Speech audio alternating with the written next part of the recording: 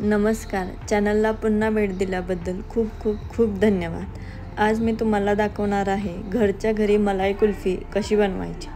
भरपूर असं दूध घ्यायचं आहे आणि पातेल्यात ओतून ते गॅसवरती आटवत ठेवायचं आहे. आम्ही जेवता जेवता दूध आटवत ठेवलं होतं बघा.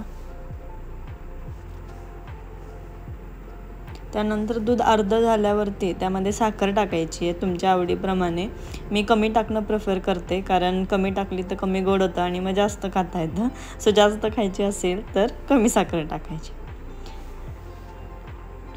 त्यानंतर आपण पिस्ता आणि बदाम घेणार आहे आणि ते असं कुटून घेणार आहे. तुम्ही मिक्सरमध्ये पण बारीक करू शकतात, पण जास्त बारीक होऊन जातं त्यामुळे आपण खलबत्त्यामध्ये इथे करतोय.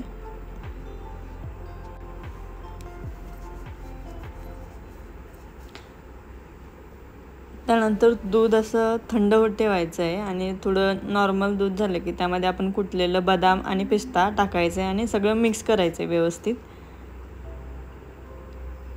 त्यानंतर आपल्याला कुल्फीचे असे कंटेनर्स भेटतात, त्यामध्ये ते भरायचं आहे.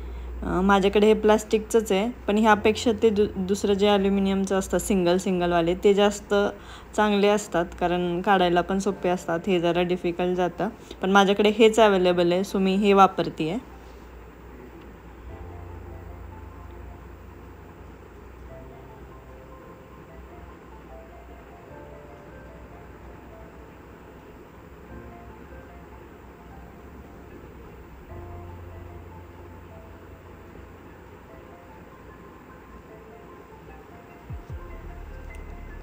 त्यानंतर ओव्हरनाईट आपल्याला हे फ्रीजमध्ये ठेवायचं आहे.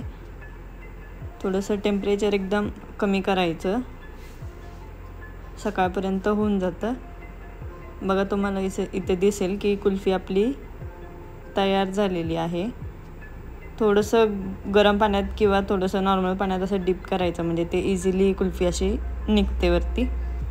हे बघा मस्त अशी आपली यम्मी कुल्फी परफेक्ट घरच्या घरी तयार झालेली आहे. विदाऊट गिल्ट आपण खाऊ शकतो.